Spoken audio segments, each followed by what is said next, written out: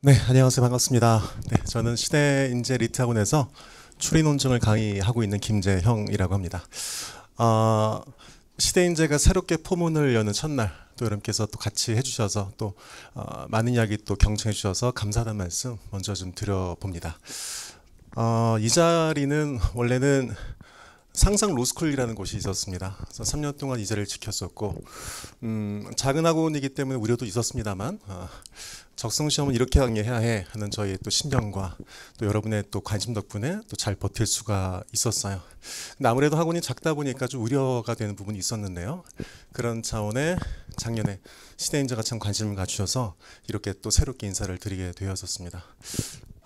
작년은 저한테 약간은 변화의 시간이었었습니다. 3년 동안 열심히 노력했고 도전했고, 그래서 이제는 조금 저도 좀 쉬고 있던 학원으로 가서 편하게 좀 강의를 하면 어떨까라는 그런 제의도 받았었습니다. 그런데 시대인재 관련돼서 이야기 미팅 나누시면서 적성 시험에 대한 이해가 참 높으셨구나. 더불어서 항상 문항에 대한 어떤 니즈라든지 요구가 있었는데 상당히 많은 연구소 쪽에서 이제 연구와 문항을 개발하고 계시구나 이 말 듣고 나서 제가 여기서 같이 강의를 할 수 있는 길을 얻게 된다면 여러분에게 조금 더 좋은 강의를 해줄 수 있겠구나 예상을 했던 것 같습니다. 그래서 기쁨보다는 여러분의 좀 더 좋은 환경에서 공부를 같이 이제 할 수 있게 만들어 드릴 수 있겠다 싶어서 좀 즐거웠습니다. 아마 그런 저의 마음이 좀 여러분에게 와닿으셔서 또 오늘 이렇게 많이들 자리를 또 차지해 주신 것 같아서 정말 감사드립니다. 네. 아직 꽃을 보기에는 좀 이른 시기죠. 예, 하지만 저는 그렇게 생각합니다. 무언가 마음을 먹고 새롭게 시작한 날이 그날이 첫날이고 그날이 봄날 같습니다. 그래서 한번 꽃으로 한번 인사드려보는데요. 첫날이죠. 네, 새해도 맞이하고 또 여러분과 저희 만남도 첫날 같습니다. 여러분께서 첫날은 어떤 의미실까요?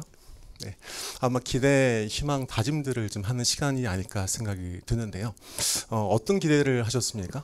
여러분 많이 들으셨겠습니다만 기대, 희망, 저 다짐과 추상적인 말들은 얼마큼 구체적으로 꾸시는지에 따라서 여러분께 될 수 있는 가능성이 높아집니다. 그래서 이 자리에 오신 분께서도 그냥 여기서 무슨 말 하는지 들어보자라는 마음 오지 마시고 내가 올해는 반드시 올해 말에는 이런 결과를 얻고 싶은데 그러기 위해서 내가 뭘 하면 될지에 대해서 고민하는 시간이 되셨으면 좋겠습니다. 그런데 여러분 솔직히 첫날에 그렇게 좋은 기분만 들지는 않죠. 굉장히 두렵고 걱정되고 후회되고 내가 괜한 선택을 했나라는 생각 들기도 할 겁니다. 왜 그러실까요? 그건 몰라서 그렇습니다. 한 번도 경험하지 않았기 때문에 텅 비어 있습니다. 여러분도 속이 언제 울렁대세요? 속이 비어 있을 때죠. 지금 여러분께서는 로스쿨 준비라는 과정에 대해서는 조금 경험이 전무하시죠. 그러니까 비어 있을 거고 그래서 아마 좀 울컥될 겁니다. 그럴 때 제가 드릴 수 있는 말씀은 바로 이 말입니다. 어찌 보면 상투적일지 모르겠습니다만 여러분 다시 한번 꿈을 꾸어달라는 말씀을 좀 드려봅니다. 그런데요, 그걸 알려주지는 않죠. 꿈을 꾸란 말은 참 들었을 텐데 어떻게 꿈을 꾸어야 될지에 대해서는 우리가 조금은 잘 알지 못합니다. 그러다 보니까 막연한 생각이 들기도 하죠. 여러분, 꿈을 보통 크게 꾸라는 말씀을 들었을 것 같습니다. 여러분 연봉을 얼마를 받고 싶습니까? 라는 질문을 종종 하는데요. 막상은 부끄러워하시면서 한 2억? 이러십니다. 이럴 때 꿈을 좀 크게 가십시오. 이렇게 하신다면 10억, 뭐 1000억 이런 말 할 수 있겠죠. 하지만 여러분, 꿈이란 것은 크게 가는 것이 아니고 길게 가는 겁니다. 지금 내가 처한 상태에서 막연하게 100억, 1000억 이렇게 꾸신 것이 아니고 내가 이 길을 걷게 된다면 어디까지 도달할 수 있을까? 내가 원했던 길을 도달하고 나서 또 난 더 어떤 것들을 또 해낼 수 있을까? 이렇게 길게 꿈을 꿨을 때 비로소 여러분께서는 여러분의 꿈에 더욱더 와닿게 되십니다. 설명의 날 저한테 참 설레는 날입니다. 여러분께서도 설레는 날 있으시죠? 네, 학창시절에 소풍날이 있을 거고 누군가의 데이트 날이 있을 거고 저한테는 설명의 날이 그렇습니다. 여러분에게 항상 새롭게 인사를 드리는 날이기도 하지만 또 여러분의 꿈을 조금 더 일조를 해야 될 텐데 내가 해낼 수 있을까? 이런 부담감이 있어서 그러기도 하는데요. 그럴 때마다 여러분에게 항상 드리는 것이 여러분께서는 꿈을 꾸어주십시오란 말입니다. 그 대신 구체적이고 세부적인 것들은 제가 한번 채워드려 볼게요. 이 말입니다. 이렇게 드리고 싶은 말씀은 뭐냐면 보통은 이제 설명하게 되면 제 강의 이렇고 우리 학원은 이렇고 이 강의 이렇게 할 거고 앞으로 저희랑 많이 같이 해주세요. 이런 말씀들을 아마 좀 드릴지 모르겠습니다. 물론 그 말씀도 중요한 말이라고 생각됩니다. 하지만 여러분, 우리 조금 솔직해지죠. 혹시 제가 그런다고 제 강의 들으시겠습니까? 그러진 않을 겁니다. 하지만 저는 큰 욕심이 있습니다. 여기서 제가 어떤 강의에 대해서 뭐 자랑을 하거나 이렇게 해서 제 시간을 채우는 것보다는 짧지만 여러분에게 남길 수 있는 말들을 남기는 게 제가 여러분에게 살아남을 수 있는 일이라 생각이 들었습니다. 그래서 오늘 저와 함께 몇 가지 얘기를 좀 나눠볼까 해요. 단순하게 강의가 이렇게 진행됩니다 이것이 아니고 어차피 여러분께서는 1월달 초에는 강의를 들으시겠죠. 네, 그렇게 학업하실 때 어떻게 준비하면 될지 그 몇 가지 꼭지들을 좀 말씀을 드려볼까 합니다. 그리고 참고로 제가 기출 분석이라든지 어떻게 공부하면 될지에 대해서 학원 홈페이지에 영상을 찍어놨습니다. 따라서 혹시 필요하신 분이 있으시다면 그 영상 보시면 될 것 같아요. 하지만 이 말씀 드리고 싶어요. 누군가의 눈을 통해서 경험하지 마십시오. 제가 만약에 추리논증은 이렇습니다. 앞으로 이렇게 나올 겁니다. 이런 믿으시겠습니까? 그렇지 않죠. 따라서 항상 여러분 스스로가 경험하신 시간을 가졌으면 좋겠다는 마음을 가지고 있고요. 다만 적성시험 어떻게 공부하면 될지에 대해서 많이들 질문을 하시거든요. 그래서 거기에 대한 얘기들을 조금 한번 드려볼까 합니다. 저한테 만약에 너라는 사람은 추리논증을 어떻게 정리를 해? 어떤 강점이 있어? 라고 말한다면 생각과 기술이란 말씀으로 드릴 것 같아요. 제 키워드이기도 한데요. 익숙한 말이죠. 생각과 기술. 근데요, 왜 생각과 기술을 제가 키워드로 잡고 있을까요? 라는 말씀부터 먼저 드려보도록 해보겠습니다. 여러분께서 어떤 시험이 익숙하실까요? 아마 적성 시험이 아닌 암기 시험일 겁니다. 그리고 디폴트 값이 암기 시험에 맞춰져 있을 겁니다. 정보를 좀 수동적으로 받아들이셨을 거고 누군가가 정리를 잘 해준 것을 잘 암기해서 시험지에서 나왔던 그 문장이 나오게 되면 체크를 하는 시험을 하셨을 거예요. 하지만 앞으로 여러분께서 하셔야 될 적성시험, 이 추리논증은 조금 결이 다른 공부입니다. 이전 여러분 스스로가 정보에 대해서 반응을 하시고 거기에 대해서 여러분 스스로가 판단을 내리셔야만 돼요. 어찌 보면 조금 낯선 과정일 수 있을 것 같습니다. 물론 이런 것들이 좀 능하신 분들도 있습니다. 하지만 상당수의 우리나라 교육 시스템상 그렇게 적성시험스럽게 머리를 쓰실 분들은 조금은 좀 많지 않은 것도 사실입니다. 그래서 또 우리가 해볼 수 있는 기회가 있다고 생각되기도 해요. 자, 생각과 기술입니다. 이거에 대해서 말씀드린다면 생각이 무엇일까요? 라고 여쭤보겠습니다. 어찌 본다면 지금부터 여러분께서는 공부에 들어오신지 모르겠습니다. 생각이 무엇인지를 제 입을 통해서 듣지 마시고 스스로 한번 고민해 보시는 거죠. 생각이 뭘까? 이렇게요. 생각이란 것은 여러분께서 맞닥뜨리는 정보에 대한 전략입니다. 우리가 생각을 하게 되면 어느 상황에 처해졌을 때 내가 이러면 되겠군 이런 생각들을 하시죠. 네, 바로 이것들이 생각이라고 볼 수 있어요. 따라 생각을 하기 위해서는 여러분께서는 뭐가 필요하실까요? 틀이 필요하시고 경험이 필요하십니다. 마치 생각이 없던 곳에서 그냥 생기신 것 같죠? 그렇지 않습니다. 많은 경험을 축적시키고 걔를 스스로 일반화시켰을 때 비로소 나의 생각이 될 수가 있어요. 그럼 기술은 뭘까요? 네, 기술이란 것은 바로 정보들의 정리입니다. 우리가 언뜻 봤을 때는 여러분께서 정보들을 그냥 받아들인 것 같지만 막상 그렇지 않습니다. 여러분 아마 대부분 저를 처음 보셨을 텐데요. 제가 어떤 사람일까요? 이런 질문 던졌을 때 누군가는 글쎄 점점점 하시면 있겠지만 누구는 아마 누군가에게 이 사람 외모는 이렇고 이 사람 성격은 이런 것 같고 점점점 얘기를 할 수 있는 것 같기도 해요. 그럼 왜 가능했을까요? 정보를 어떻게 정리한 따라 달라질 수 있습니다. 예컨대 정보를 사람 판단하실 때 외모도 상체, 하체, 성격 내지는 그 사람의 어떤 태도 이렇게 나눠서 카테고라이징하게 되면 훨씬 더 선명한 정보들이 들어오게 된 거죠. 여러분 제가 왜 생각과 기술을 추리논증을 위한 공부의 대표적인 기준을 삼았을까요? 맞습니다. 우리가 풀어야 될 문제가 바로 우리의 생각을 넘어서 문제 푸는 기술까지 요하는 시험이라 그렇습니다. 이 점이 바로 제가 앞으로 저랑 함께 해주신다면 7월달 시험날까지 여러분에게 새겨드릴 정신들여 볼 수 있을 것 같아요. 하지만요 아까 제가 꿈을 얘기하면서 그 말씀 드렸었죠.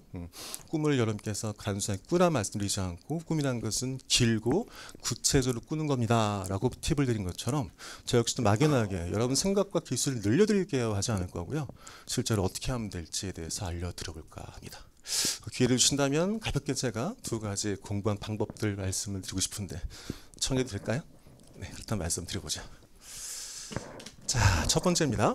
미니게임이란 말씀을 좀 드려볼게요. 우리 시험이 몇 문제죠? 네, 40문제입니다. 125분 동안 문제를 풀게 시키시죠.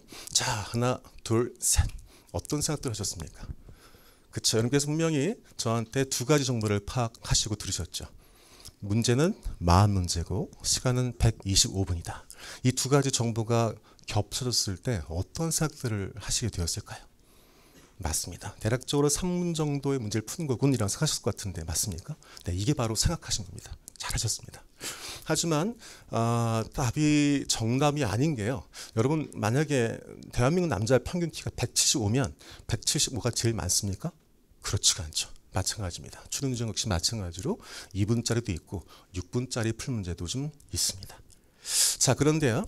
이런 개념이 없이 단순하게 40개 문제를 그냥 풀어버리면 뭘 놓치냐면 내가 이거를 뭐를 공부하고 있지? 이걸 놓쳐버리고요. 단순하게 몇 개를 맞췄으면 남게 됩니다. 그 순간 문제가 생길 수 있는 게요. 실제로 그분이 그 점수대일 뿐인지 모를 일이거든요. 운이 좋았는지 아니면 정말로 좀 운이 안 좋았는지 달라질 수 있는데 그렇게 자기 스스로가 점수대가 고정된 순간 잘못된 공부 방법으로 흘러갈 수 있습니다. 가끔 그런 말씀하시죠. 뭐 너답게 살아라고 하잖아요. 그렇죠? 나답게 살자 이런 말씀하시는데요. 여러분 나답게 살기 위해서 가장 필요한 게 뭔지 아세요? 자기를 아는 겁니다. 내가 나를 알아야지 비로소 나답게 살 수 있습니다. 문제도 마찬가지예요. 40개 문제를 125분이라는 시간 동안 거기서 제한해서 문제를 푸시게 되면 실제로 내가 능력이 어느 정도인지가 파악되지 않습니다. 왜? 경험이 없는 상태에서 하시기 때문에 그래요. 따라서 제일 먼저는 미니게임 해보실 필요가 있습니다. 전체 40개 문제를 대략 13개 정도 왔다 갔다로 나눠보십시오. 그런 다음에 시간 대략적으로 50분에서 1시간 정도 문제를 푸시면 됩니다. 이렇게 푸실 때 포인트는요. 50분에 반드시 프로가 아니고요. 제한 정도의 시간을 주는 이유는 너무 늘어지실까 봐 그러신 거고요. 대략적으로 50분에서 1시간 정도 문제를 푸시면 됩니다. 그럴 때 어떤 반응들을 하시냐면 수험적으로 능하시거나 소위 말해 조금 판단이 빠르신 분들은 1, 2번 풀다가 안 풀리면 넘어가죠. 왜? 어차피 50분 내 13문제를 손을 대야 보겠다라는 분도 있을 겁니다. 그렇지 않고요. 1번부터 7번 정도까지 풀다가 끝나실 분도 있을 것 같습니다. 이것도 체크하셔야 돼요. 왜 그럴까? 그게 다 자기의 모습이거든요. 따라서 수험적이라는 것은 단순하게 시간 관리를 잘해서만이 아니고요. 이 문제를 어떻게 접근하고 대하고 내가 반응하는지 이것들이 바로 필요한 역량들입니다. 따라서 그런 작업들을 해보신 겁니다. 됐죠? 자, 그런 다음에 2차 풀이입니다. 아마 대략적으로 13개 정도 문제를 푸시게 되면 여러분 정도 수준이면 한 대략적으로 7, 8까지는 맞추십니다. 그 상태에서 10개까지 가신 분이 있고요. 그렇지 않고 더 남게 있어서 10개 초반까지 가실 분이 있어요. 이럴 때 제 말씀대로 5개만 좀 끝내보십시오. 5문제 정도면 대략적으로 한 40% 정도는 거죠. 13개, 4개 정도 중에서 이 5개가 틀린 것만 아닙니다. 맞췄지만 찜찜하거나 뭔가 어색하거나 뭔가 좀 내 마음을 캥기게 한 것들 이것들을 5개를 골라보시고요. 한 문제당 30분 정도 시간 주고 왜 정답인지를 체크해 보십시오. 중요한 것은 답을 내는 것이 아니고요. 답을 체크하시죠. 기억, 니은, 디귿인데 나는 기억, 니은 맞은 줄 알았는데 기억, 니은이 아닌 기억, 디귿이라네? 그러면 답을 체크하시고 여기서 포인트는 왜 답인지를 체크하신 겁니다. 보통들을 적성시험 처음 하시게 되면 이건 내 머리로 풀어야 돼. 내가 혼님으로 풀어야만 하는데 그래 지능이 늘어 이렇게 생각하시기 쉬우실 텐데요. 그게 아닙니다. 적성시험은 얼마큼 빠르게 저 평가자가 의도한 거를 캐치하는 데 있어요. 따라서 제일 먼저 하실 것은 5개를 고르신 다음에 5개 답을 체크하시고요. 답을 체크한 근거를 제시문에서 찾아보시는 겁니다. 자, 이러고 나도요. 이제 남는 문제 있어야 됩니다. 답을 내거나 못 냈거나 중요하지 않고요. 도대체 어떻게 접근할지 모르겠어. 어떻게 머리를 써야 될지 모르겠어 문제가 있습니다. 며칠? 하루 정도를 주시면 됩니다. 저 역시도 휴대폰에 문제가 꽤 저장되어 있습니다. 저 역시도 모든 문제를 다 소화하지 못합니다. 그럴 때마다 사진 찍어서 어느 곳 가거나 이 문제와 함께 합니다. 이렇게 문제에 빠져 있다 보게 되면 어느 순간 하는 깨달음이 오시게 됩니다. 그 시기가 오시기를 또 기원합니다. 이렇게 문제를 여러분 것으로 체화시키는 것이 제일 먼저 하실 일입니다. 여기서는 굳이 여러분께서 뭐 최신 기출부터 풀어요. 언제부터 옛날 것부터 풀어요. 관심 없습니다. 상관없습니다. 어떤 기출이든 간에 여러분께서 잡으셔서 고르면 되고요. 더 나아가서 굳이 1번부터 13번 풀 필요 없이 랜덤하게 여러분께서 원하시는 문제들을 조각조각 내서 푸셔도 괜찮습니다. 그런 과정이 자연스럽게 여러분에게 뭘 줄까요? 추리논 중에서 생물 문제가 있네. 추리논 중에서 숫자가 나오네. 추리논 중에서 법학이 앞쪽에 있네? 이렇게 자연스럽게 알아가시게 됩니다.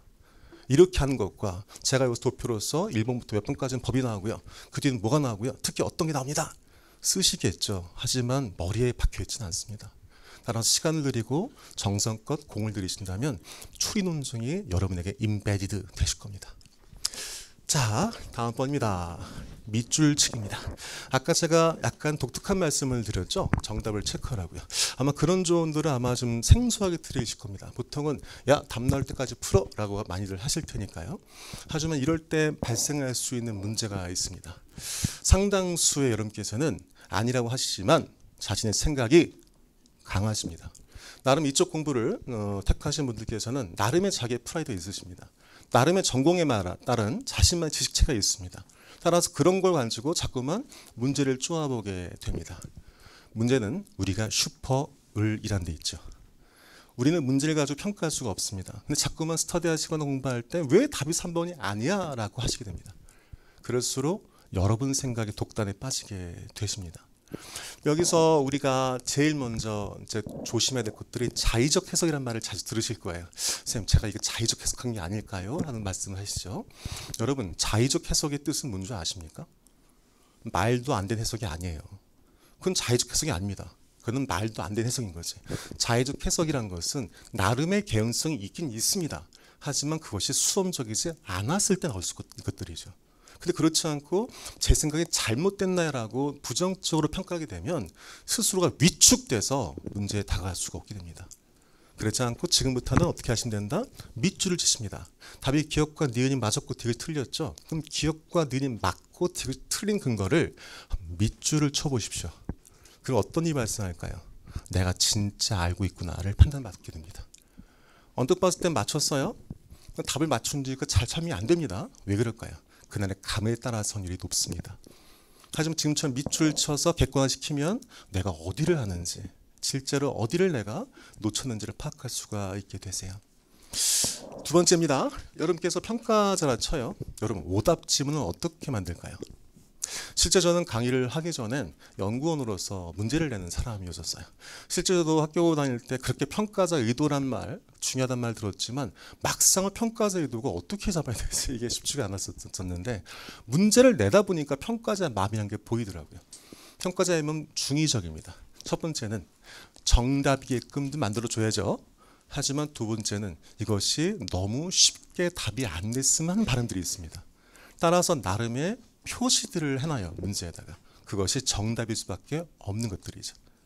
자, 이렇게요. 우선은 제시문에서 나올 수 있는 것들을 정답 지문들을 찾아내요. 그런 다음에 정답 지문을 오답으로 바꾸는 과정을 거칩니다. 이걸 파악하신다면 여러분께서는 이 오답 지문 단순히 오답으로 보지 마시고요. 이 오답 지문 제시문은 어디서 나올 수 있는 근거를 가지고 있을까를 찾아보신다면 훨씬 더 재미있는 공부를 할 수 있어요. 그렇지 않고 오답에 빠져버리면 왜 오답이지? 라는 내용에 빠져버리게 되고요. 당연히 오답이라는 것은 정답을 꼬아놨으니 이상할 수밖에 없거든요. 근데 거기에 대해서 그만 해석을 부여하죠. 이게 이래서 오답일 거야 라고요.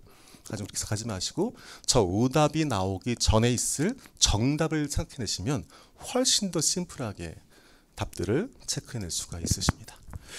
두 번째입니다. 말씀드렸죠? 밑줄치기라는 말씀을 드렸었습니다. 따라서 여러분께서 문제를 푸실 때요.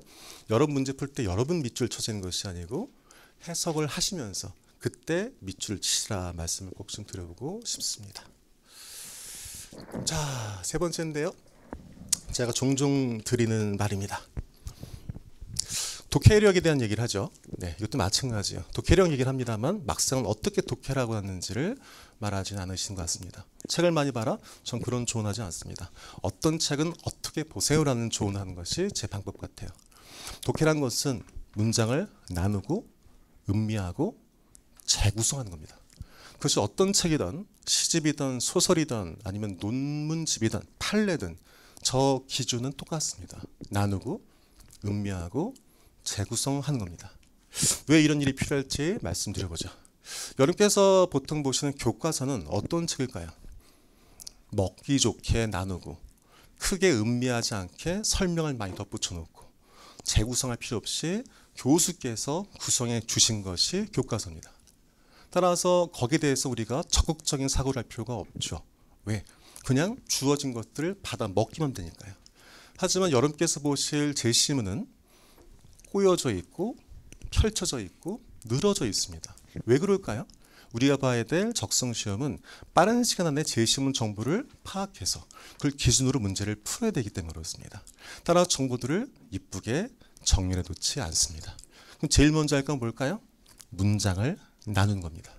그럼 여러분께서 자연적으로 뭐뭐 하면 뭐뭐인 경우, 오직 뭐뭐인 경우에만 이런 표현들에 훨씬 더 눈길이 가시게 될 겁니다. 처음엔 소재에 빠질 거예요. 난 과학 잘 모르는데, 법학 모르는데, 하지만 제 말을 이제 이해하실 겁니다. 추리논 중에서 소재는 중요하지 않아. 그 소재 자리에 무엇이 들어가든 간에 문형에 따라서 문장이 만들어지고 문제가 구성됩니다. 따라서 그걸 파악하기 위해서는 제일 먼저 할 것은 나누는 겁니다. 제일 첫 번째는 쪼개시겠죠. 단어들마다 쪼개실 겁니다. 하지만 그 쪼개진 것들이 점차적으로 길이가 길어지고 문장이 되실 겁니다. 그 과정을 거친다고요. 두 번째는 음미하는 겁니다. 아직은 좀 애매하겠습니다만 의유달기와 분류하기란 말씀드렸죠. 논증에서 가장 중요한 것은 바로 그 글이 무엇을 의미하는지를 속뜻을 파악하는 겁니다. 여러분 책 좋아하세요? 저도 책을 좋아합니다만 많이 보지 못하더라도요. 책은 여러분 몇 가지 층위가 있습니다. 첫 번째는 뭐가 있을까요? 네, 그 소설의 주인공들의 서사가 있죠. 두 번째는 뭐가 있을까요? 그 서사를 통해서 전달하고 싶은 작가의 이야기가 있습니다. 세 번째는 뭐가 있을까요? 그 얘기를 통해서 깨닫는 여러분이 있습니다. 이렇게 층위가 많은 상태로서 이루어지게 되죠. 근데 우리는 표면적 내용에만 국한돼서 글을 본다면 글을 제대로 파악해 보기 쉽지 않습니다. 그럴 때 중요한 것이 이유 찾기입니다. 도대체 이들이 왜 싸운 걸까? 라는 역사적 맥락, 개인적 서사의 맥락 이런 걸 파악하실 수 있어야지만이 실제 논증이라는 글을 판단할 때도 그렇게 정리해 볼 수가 있습니다.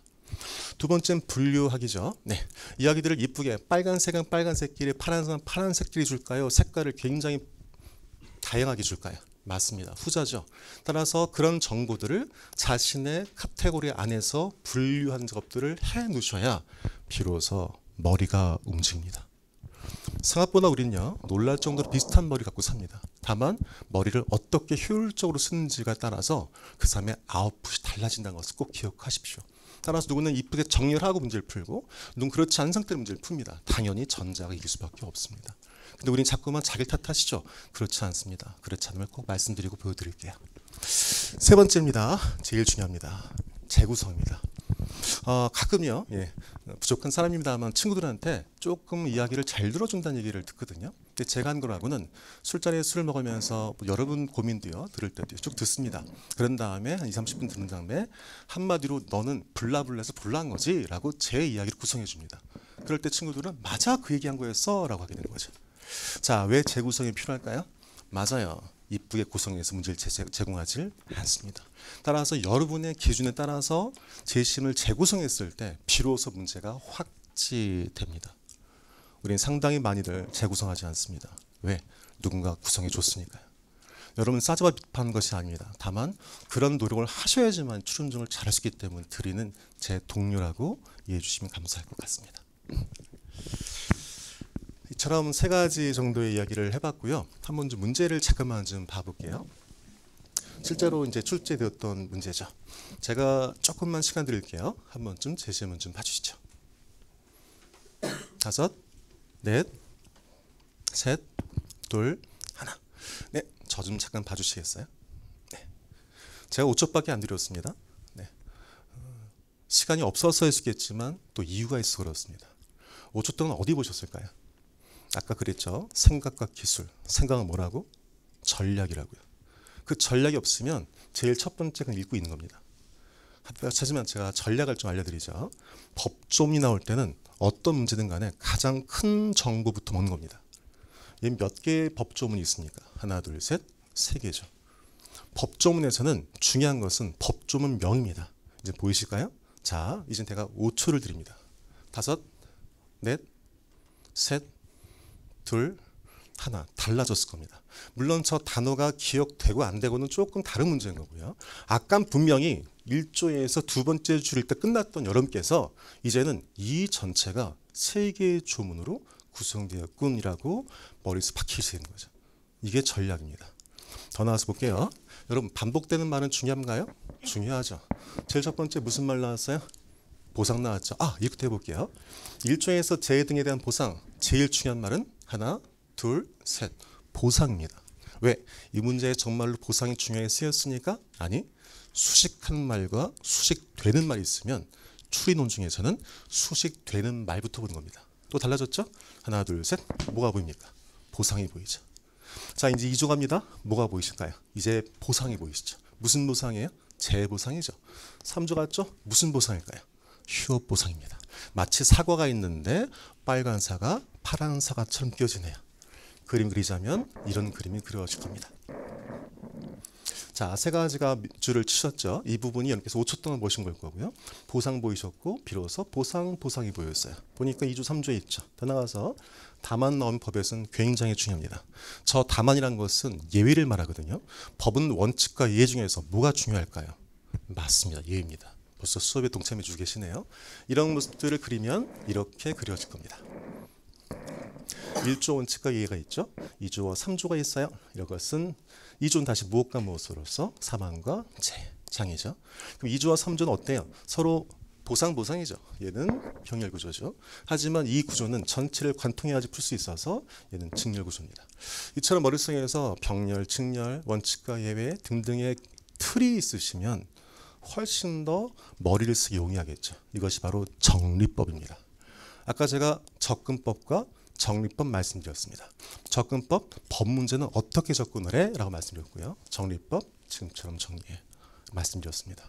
이렇게 체계화시키게 되면 이제 여러분 이게 조금 이제 필요 없어집니다. 머릿속에서 그림이 그려질 테니까요. 여러분도 어떤 얘기가 되게 쉽게 들립니까? 경험했던 이야기들이죠. 왜 경험했던 것들은 쉬울까요? 내 머리에 틀이 있으니까요. 따라서 그 점이 여러분에게 제가 보이고 싶었던 내용이었습니다. 자, 두 번째인데요. 소크라테스 이야기 나옵니다. 보통 제가 수업 때 소형 하는데요. 우리 소형계에서 상당히 질문들을 많이 던져주시죠. 그렇죠? 답을 딱 던져주면 좋을 텐데 보니까 무엇을 알거나 알지 못한 것 중에서 무엇이 있단 말인가? 이렇게 질문을 던집니다. 자, 아마 이 문제를 지금 짧은 시간에 이야기는 쉽지는 않겠습니다만 한번 쭉 읽어보신다 하더라도 무슨 말인지가 잘 잡히지가 않습니다. 그렇죠? 뭔가 안다는 거야, 모른다는 거야, 뭐 어떤 얘기가 좀 약간 어렵게 보일 수 있을 텐데요. 잠깐만 이걸 위해서 하나만 드려볼게요. 여러분도 한두 번의 사랑이 지나갔습니까? 네. 사랑은 어떻죠? 네, 사랑은 좀 아픕니다. 이별은 어때요? 이별도 좀 아프죠. 우리는 사랑 또는 이별하죠? 네, 우리는 아픕니다. 이게 제가 수업 때부터 이제 사랑 이별 공식이라고 드리는 내용들이거든요. 자, 이것도 한번 표로 그린다면 이렇게 그릴지 모르겠어요. 지금 보게 되면 뭔가 선택지, 안다, 모르는다 등등 이야기들이 막 오가고 있습니다. 그런데 이 내용들을 정리하게 되면 이렇게 정리할 수 있어요. 우린 사랑 또는 이별에, 우린 사랑에도 아파, 우리는 이별에도 아파, 우리는 아파라는 양도 논증이란 것을 머릿속에 갖고 계신다면 이 전체 글은 안다, 모른다, 우리는 알아도 불가능, 모르는 것도 불가능, 따라서 우리는 불가능, 이런 구조의 내용인 것을 판단해 볼 수가 있어요. 이건 역시 마찬가지로 제가 수업 때 이제 알려드린 논리 공식이고요. 이건 누구나 이제 어떤 셈이시든 어떤 수업이든 알려드릴 겁니다. 다만 차이점이 있다면, 자, 양도 문법이에요, 비 또는 알이에요, 이것이 아니고 우리한테 사랑 이별 공식으로 제 받아시킬 것 같아요. 이렇게 드렸던 이유는 네, 우리는 아웃풋을 더욱더 잘해야 되거든요. 근데 단순하게 양도논법 해버리면 잘 보이지 않습니다. 하지만 여러분에게 조금은 와닿을 수 있는 소재들로 치환시켜 놨을 때 훨씬 더 좀 아웃풋이 좀 편하신 것을 종종 느껴서요. 그렇게 예로서 보통 보여드리고 있어요. 이도 마찬가지예요. 이런 틀이 있으면 당연히 틀 때문에 보이는 거죠. 하지만 그렇지 않으면 이 글을 이해하기 쉽지가 않습니다. 이게 바로 짧지만 제가 여러분께 어떻게 공부하면 될지에 대해서 자꾸 보여드리는 이유입니다. 실제 암기시험이란 뭘 공부하시는 거야? 이걸 외우시는 거죠. 이렇게. 그렇죠? 자, 가로쳐놓고 나서 여기 뭐가 들어가는 거지? 이게 암기형이라면 실제 우리 시험이 힘든 이유는 이걸 알았다 손치더라도 이 글을 보고 나서 얘를 떠올리지 않게 된다면 어려운 길로 들어가서 문제를 풀어야 된다는 점이죠. 이런 점들이 여러분께서 뭘 공부해야 될지를 파악하실 수 있는 작은 기회가 되었으면 좋겠다 말씀을 드려봅니다. 아까도 다시 한번 꿈을 꿔달라는 말씀을 드렸어요. 글쎄요, 어찌 본다면 성인 교육 학원에서 약간은 좀 너무 좀 달큰한 말씀 드린 게 아닌가 싶은 생각이 듭니다만 그 이유는 다음과 같습니다. 짧은 글이지만 읽어주신다면 누군가가 바다를 보기 위해서 배를 타고 싶다고 한다 칩시다. 아마 대부분은 배에 대한 설계도, 목재를 어떻게 구입할지, 더 나아가서 왜 배를 만들어야 하는지 그런 이유들을 설득하고 아마 토론하고 받아들이는 과정들을 할 것 같습니다. 물론 이래도 배를 만들 수 있죠. 하지만 전 여러분에게 좀 다른 말씀 드려볼까 합니다. 얼마큼 저 푸른 바다가 아름다울 수 있는지, 여러분께서 아직 가보지 않았던 저곳을 얼마큼 동경하시는지 이거를 마음껏 꿈꿔달라는 말씀 드리고 싶어요. 물론 그럴 때 설계도를 그린 배만큼은 빠르고 완벽하게 나올지 않을지 모르겠으나 저는 평생도록 여러분께서 바다를 여행할 수 있는 여러분만의 배를 가질 수 있는 길이라고 믿습니다. 이렇게 꿈꿔주신다면 구체적인 방법들은 제가 일러드릴까 합니다. 이것이 감히 여러분에게 힘드시더라도 다시 꿈을 꿔달라는 부탁을 드리는 오늘 저의 진심이었습니다. 유고위고입니다. 강의를 하면서 항상 잊지 않았던 말입니다. 여러분께서 첫 발을 내주시면 제가 함께 하겠습니다. 유고, 위고. 감사합니다. 제 번호입니다. 제 번호고 허들의 번호입니다. 따라서 여러분께서 언제든지 활용하시면 되는 번호라서 항상 이렇게 해왔습니다. 그래서 궁금한 거 있으시면 저한테 문자 남겨주시고 설명에 참가했었다. 그래서 여러분 학원 등록하는 관계 없습니다. 이렇게 너무 신경 쓰지 마시고 내가 상황에 이래서 솔직히는 혼자서 공부해야 될지 모른다. 그런데 보니까 어떤 걸 하면 될 것 같아? 라는 질문도 가능하고요. 더 나가서 일요일부터 같이 할 텐데 어떻게 준비하면 돼요? 라는 질문 가능합니다. 저장해 놓으시고 저한테 활용하시면 되고요. 아마 지금 시간상으로는 여기서 Q&A를 같이 받는 거죠. 네, 그래서 질문이라든지 있으신다면 저한테 손을 들어주시거나 아니면 문자로 주셔도 괜찮습니다. 그래서 몇 분 말씀 주신다면 말씀 드려보고, 그리고는 저는 하다 보니까 글쎄 이게 좀 능력도 없으면서 이것저것 하네요. 자기소개서 면접까지를 좀 해주고 있습니다. 그래서 아마 단순히 추리는 질문이 아니고요. 지금 내가 이런 상황인데 좀 어떻게 하면 될까라는 생각이 있으시면 그 질문 주셔도 받도록 하겠습니다. 근데 관례상 보통 이렇게 많은 분들이 있는 자리에서 질문하기 쉽지가 않으시죠. 근데 어쨌거나 있으시다면 말씀 제가 들어보고 그렇지 않다면 연락 주시면 연락으로 제가 답 드리도록 하겠습니다. 특별하게 안 계시면 그냥 네, 네.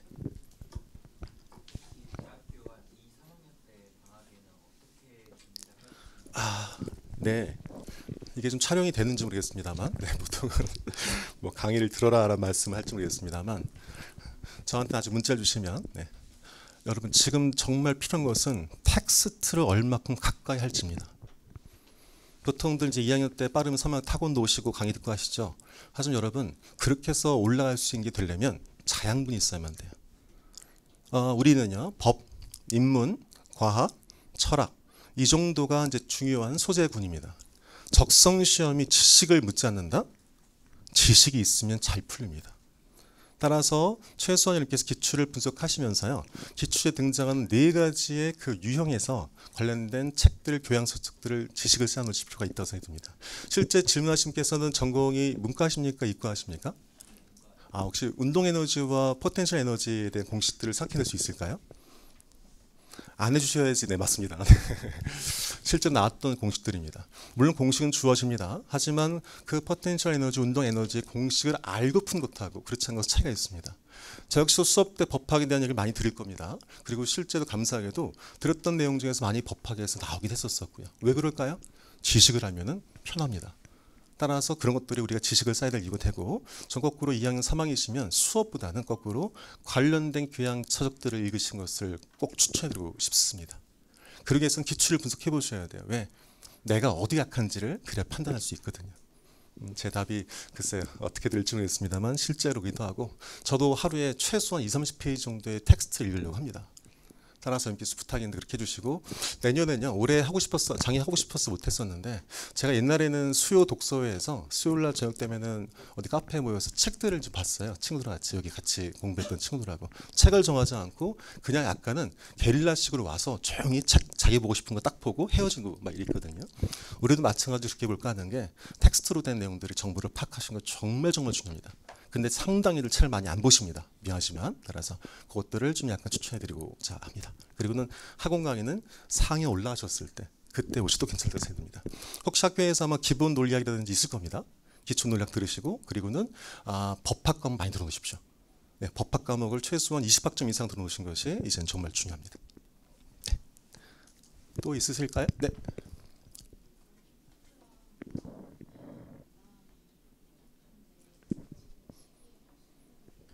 잘했습니다. 논리 퀴즈랑 과학 쪽은 아마 공부를 하셨던 분 같습니다. 그죠? 쉽지 않을 텐데요. 이런 말씀 드리고 싶습니다. 논리겜을 왜 공부를 하셔야 될까요? 그렇죠. 한 번쯤 생각을 아마 좀 못 하실 수 있을 것 같아요. 이렇게 말씀드려보죠. 항상 첫 번째, 왜라는 질문 꼭 하십시오. 내가 이걸 왜 해야 되지? 그래 의미를 찾을 수가 있어요. 실제 논리게임은 한 3-4문제 나오던가요? 그렇죠? 네. 포기할 수도 괜찮겠다. 포기해도 괜찮겠죠? 하지만 여러분 이 말씀 드리고 싶어요. 논리게임 공부한 이유는 논리게임 때문이 아니고 언어 추리 때문에 그래요. 실제로 숨겨져 있는 주인공은 추리논 중에서는 언어 추리라는 유형이에요. 근데 언어 추리를 잘 하시기 위해서는 논리게임에서 필요한 정신들을 가져왔을 때 잘 풀 수가 있어요. 이것이 논리게임을 하셔야 될 이유가 된 겁니다. 자, 이렇게 드린 이유는 뭐냐면 이제는 논리게임을 단순하게 부담스럽지 않고 이것들을 풀어야 될 문제가 아니고 언어 추리를 위한 공부로 바뀌셨죠. 이래버리면 논리게임은 논리게임을 위한 공부가 아니고 언어 추리를 위한 공부로서 치환될 수가 있습니다. 그런 다음에 수험자님 질문 주신 분들 정말 힘드시면 시험 나가서 포기하셔도 괜찮습니다. 이 말씀 꼭 드리고 싶어요. 첫 번째는요. 그리고 나서는 이 말씀 드리고 싶어요. 논리게임을 하실 때 보통 3-4문제씩 하루에 꾸준히 푼다? 공부는 한 번에 빡세게 한 겁니다. 따라서 지금 시중에 나와 있던 논리게임 책들 종종 있으시죠? 네, 있을 겁니다. 그 책들을 한번 좀 풀어보시고 또 이 말씀도요. 새로운 문제를 풀어야죠? 아니요. 질문 봤을 때는 반복해서 푸는 게 편합니다. 반복해서 풀게 되면 비로소 문제를 푸는 패턴과 접근법들이 보이십니다. 따라서 그것들이 보이실 때까지는 반복해서 보시는 것이 필요하다는 말씀 드리고 싶고요. 과학 관련된 말씀 주셨죠? 네. 과학 문제가 최근 들어서 조금 난이도가 줄긴 했습니다. 더 나아가서 이것도요. 최근까지는 생물이 대세였죠. 하지만 지금은 지구과학, 물리 등등이 나오고 있죠. 따라서 마찬가지로 배경 지식이 상당히 좀 좌지우지한 것이 과학적 파트입니다. 따라서 혹시 생물 용어라든지 지구과학 용어라든지 물리 공식이라든지를 아직 공부를 하신 적이 없으실 거죠. 네, 그래서 지식 쪽 베이스를 쌓아가신다면 훨씬 더 보기 쉬우실 것 같고요. 마지막 하나만 더. 저 역시 또 모르는 단어 나오게 되면 그 단어를 정말 끝까지 찾아봅니다. 네, 그때 뭐 RNA 메신저, 메신저 RNA, DNA 저한테는 뭐 들었지만 잘 모를 개념들을 파헤쳤더니 배경식들이 섭렵되면서 제 시험을 읽기 훨씬 편해지더라고요. 따라 두 가지 말씀드립니다. 논리게임은 논리게임 때문에 푸지 마시고 언어 추리를 위한 공부라고 생각하십시오. 말씀드렸고 과학적 공부하시기 위해서는 단순히 적성 시험 문제를 푸는 것이 아니고 배경식 쌓는 공부가 필요합니다. 까지 말씀을 두 개 드려봤습니다.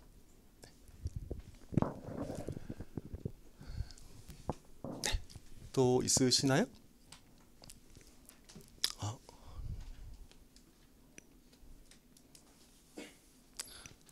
문자로 한번 질문 주셨네요.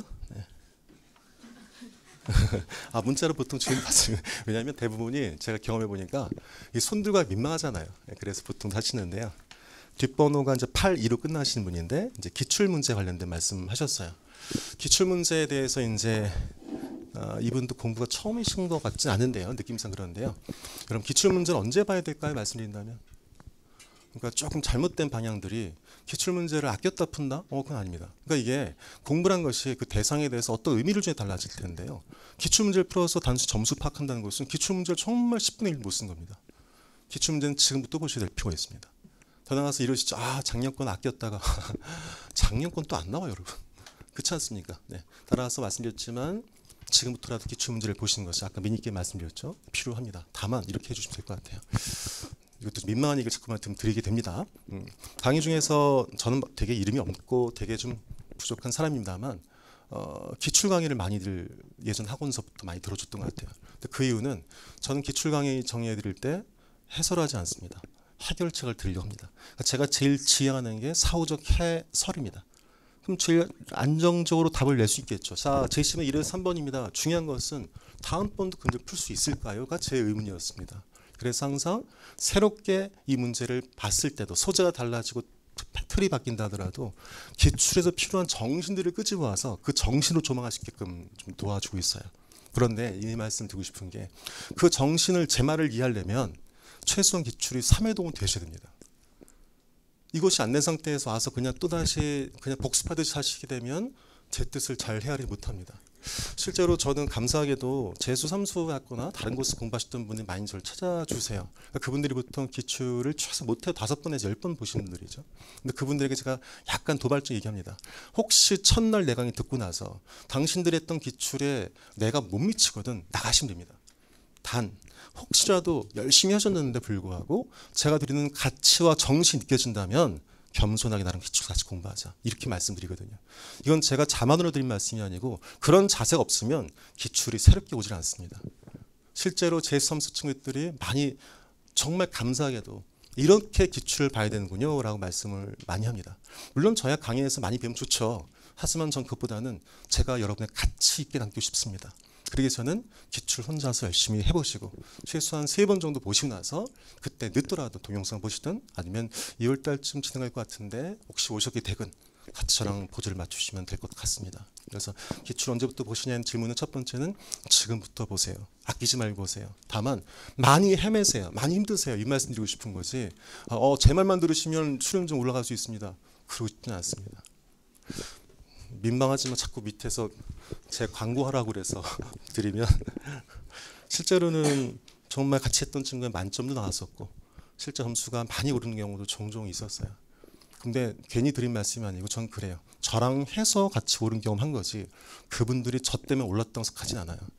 물론 안 좋게 떨어지면 정말 속이 상해요. 하지만 잘 봤더라 해서 제 덕은 아니에요. 다만 그분들께서 공통적으로 한 말이 있어요. 적성시험을 이렇게 공부해야 되는지를 몰랐었습니다. 이 말씀을 들 때마다 항상 기분이 좀 좋았던 사실이에요. 따라 부탁인데 다른 건 모르겠지만 제가 아마 지금 1월 달부터 아마 기출 앞쪽은 좀 무료로 볼 수 있게끔 혼자서 찍어볼까 하거든요. 한 번쯤 그거 좀 봐주시면 좋겠어요. 봐서 이렇게 본 거구나.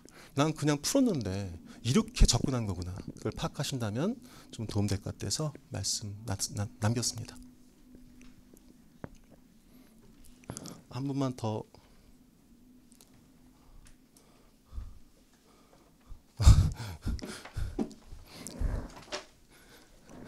네, 죄송합니다. 제가 오전 강의는 못합니다. 그냥 저녁 강의 했더니 이제 오전도 하냐고 여쭤보시는데 제가 정말 다른 건 다 말씀드리겠는데 제가 오전짬이 많습니다. 그래서 오전 강의만 정말 제가 오후까지 생각해 보겠습니다. 오후까지는 그래서 그런 말씀드렸고요. 몇 가지만 더. 네. 법지문 배경 지식이요. 이것도 좀 말씀을 아이고 좋은 말씀 주셔서 감사하고 네, 좋은 말씀은 제가 막 가슴속으로 듣겠습니다. 네. 법 지식 관련돼서는 솔직히는 조심스럽습니다. 이것도 말씀드린다면 왜냐하면 지금 여러분에게 필요한 정도의 이렇게 볼 수 있을 것 같아요. 그래서 저는 민망하지만 그래도 좀 법학 공부하고 또 제가 법 강의를 좀 하고 있었거든요. 민법 강의까지 그런 틀이 있다 보니까 좀 보이는 것 같습니다. 그런데 실제로 여기서 법 관련 책을 말씀하실 때 인문 개론서를 보통 좀 많이들 하시거든요. 근데 우리 정도 시험에서는 개론서는 좀 부족합니다. 그렇다고 해서 민법책을 보기에도 조금 힘든 것 사실입니다. 근데 이렇게 말씀드리고 싶어요. 이 책을 보게 되면 리트에 도움될 겁니다라고 하지 마시고요. 어차피 여러분께서는 법학적 수능을 따놓으셔야만 안 돼요. 졸업하신 분 있으면 평생학습 반드시 하셔서 따시고요. K무기인가 적거나 그 대학교 수업 들을 수 있는 것들이 있죠. 인증될 수 있다는 법학 관련된 성성들은 따르실 필요가 있습니다. 그래서 그 과정에서 자연스럽게 법학을 공부하시는 방법이 맞을 것 같습니다. 따라서 리트를 위해서 법을 공부한다 버리면 그 정도로는 수능 리트 커버할 수 없습니다. 그럼 여기서 제가 드릴 수 있는 것은 뭐냐면 이렇게 말하면 또 제 강의에 대한 얘기를 조금 말씀드린 것 같긴 하겠습니다만 단순하게 강의에서 문제만 풀지 않고 이 법의 틀을 좀 잡아드릴 겁니다. 가볍게 이렇게 말씀드릴게요. 민법은 주관과 형법은 주관과 객관의 대립입니다. 예컨대 한번 때리고 싶어. 주관이죠. 실제 모르고 쳤죠. 이것도 때린 거죠. 우리는 뭐가 필요할까요? 주의, 주관인 고의와 객관적 사실이 다 필요한 관계죠. 따라서 형법이란 것은 주관과 객관의 대립이에요. 민법은요, 형식과 실질의 대립이에요. 여러분, 땅이 있습니다. 등기한 사람이 소유자일까요? 돈을 낸 사람이 소유자일까요? 이것이 바로 형식과 실질 대립이죠. 이렇게 큰 틀을 하게 되면 훨씬 더 여러분께서 보시는 것이 편해집니다. 예컨대 우리 시험에서 법정혼과 사실혼 나왔어요. 자, 법정혼과 사실혼 하나 둘 셋 형식과 실질이죠. 사실로는 실질을 중요시한 거고요. 법정어는 형식을 중요시하죠. 따라서 그런 틀들은 제가 기본 강의 때 알려드릴 거예요. 그래서 그것들을 좀 활용해 보시면 어떨까라는 말씀을 드려봅니다. 딱 마지막 한 분까지만 드리고요. 제가 여기까지만, 나머지 많이 문자 주셨는데 제가 전화로 드릴게요. 전화로 드릴게요. 기출에서 어떻게 푼지에 대해서 하나하나 선지 분석하면 될지 오답 정도 학습될지 말씀드렸는데요. 이것도 말씀을 좀 드려볼게요. 아까 제가 그래서 미니게임 말씀드렸는데요. 지금 여러분께서 이렇게 보실 수 있을 것 같아요. 혹시 여러분께서 어떤 책이라든지 영화를 보셨을 때 어릴 때 봤는데 지금 보니까 달리 보는 것들이 있으시죠. 그땐 내가 다 파악한 줄 알았는데 그렇지 않던 것들이 보이실 거예요. 마찬가지예요. 지금 저렇게 선지 분석을 제대로 한다 하더라도 솔직히는 제가 요구한 정도까지는 아니실 겁니다. 그렇다 손치더라도 제가 뜻은 이 말이에요. 그러니까 대충 얘기한 뜻이 아니고요. 이렇게 보시면 돼요. 지금 여러분께서 할 수 있는 정도의 8에서 90 정도를 하십시오.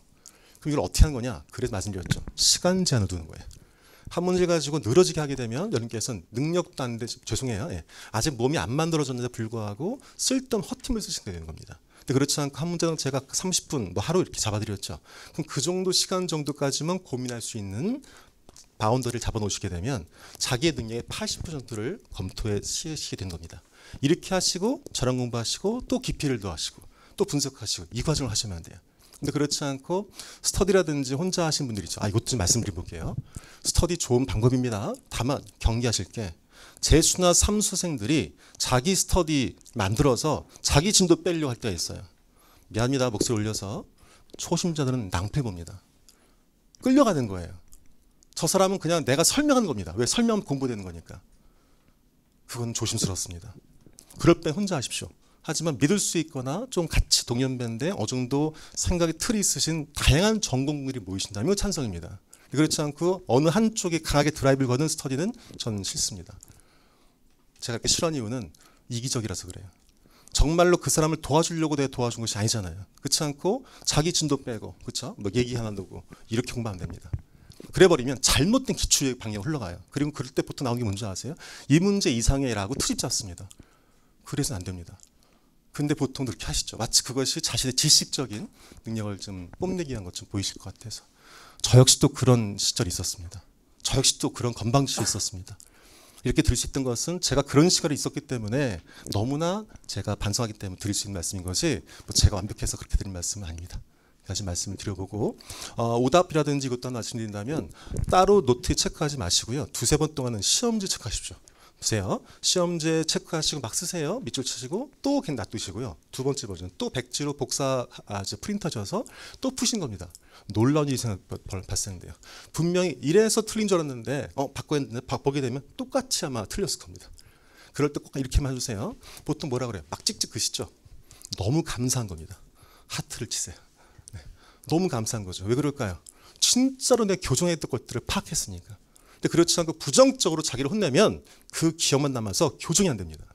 따라서 여러분께서 맞추려고 공부하는 것이 아니고 틀린 곳이 어딘지를 파악하기 위해서 공부한다는 생각의 전환을 가질 필요가 있습니다. 그러시면 틀릴 때마다 즐거울 거고 틀린 것마다의 패턴이 보일 거고 비로소 이거구나 깨닫게 됩니다. 그럴 때 다음번 실수를 안 하게 되는 거지. 단순하게 이건 답이 3번이야 4번이야 3번이야 4번이야 다음날 되면 4번에 3번이었나? 이렇게 되십니다. 그런 질적인 변화를 좀 가져보시고요. 마지막 하나만 더. 변화하는 시간이 필요합니다. 근데 그 시간을 감내하지 않고 쉽게 그냥 강의 들으면 변화한다? 전 맞지 않다고 생각이 듭니다. 제 경험상 보통 성인들의 생각이 바뀔 때까지 4달 정도가 걸립니다. 그 4달 동안은 여러분 비우신 자가 필요합니다. 그런데요, 여기서 비운다는 말을 오해하실 것 같은데 내가 잘못돼서 날 버려 천만에 그것이 아니고요. 여러분들은 놔두십시오 됩니다. 절대로 사람 바뀌지 않습니다. 그럼 어떻게 바뀌는 거냐? 그 자신의 에고를 놔둔 상태에서 자신의 틀을 키웁니다. 그 빈 곳을 제 이야기로 채워주십시오. 이렇게 포션을 줄여가는 겁니다. 여러분 생각들을. 이렇게 변하는 것이 나를 버리고 남의 걸 채운다? 그럼 여러분께서 여러분입니까? 제가 되는 거죠.